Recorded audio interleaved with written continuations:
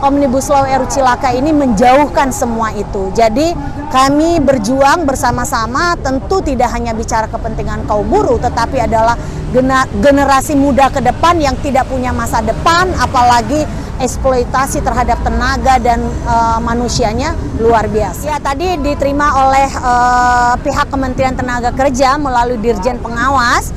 Walaupun kami kecewa dengan apa yang ditemukan itu tidak hanya sekedar formalitas, hanya sekedar bertemu, tapi adalah menyampaikan prinsip tentang kenapa kami melakukan penolakan Omnibus Law RUU Cilaka. Karena sejak dari awal pemerintah Kementerian Tenaga Kerja melalui Kemenko bersama-sama terus melakukan percepatan bagaimana ini draftnya dibahas diam-diam, bahkan tidak melibatkan partisipasi publik, termasuk juga terburu-buru menyerahkan kepada DPR, sehingga kami menyampaikan rancangan undang-undang Omnibus Law ini patut ditarik, patut tidak dibahas di DPR, karena memang tidak lagi bicara tentang persoalan keadilan, kemanusiaan, kesejahteraan, bahkan perlindungan. Karena pada tanggal 16 Juli 2020 waktu itu kami melakukan aksi besar-besaran di DPR RI, ditemui pimpinan DPR, bahkan Balik, menyampaikan tidak akan ada pembahasan di masa reses.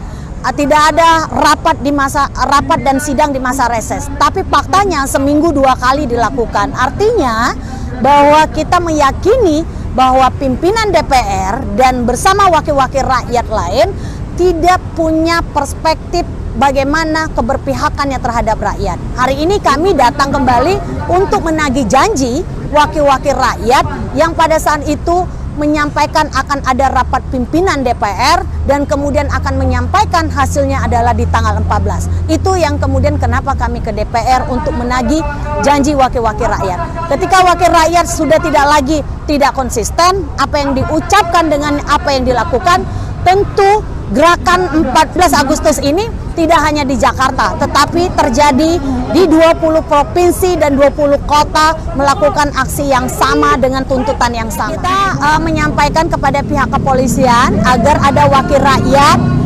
menemui kita menagih janjinya tentang persoalan akan disampaikan apa hasil rapat dari pimpinan DPR dan Balik.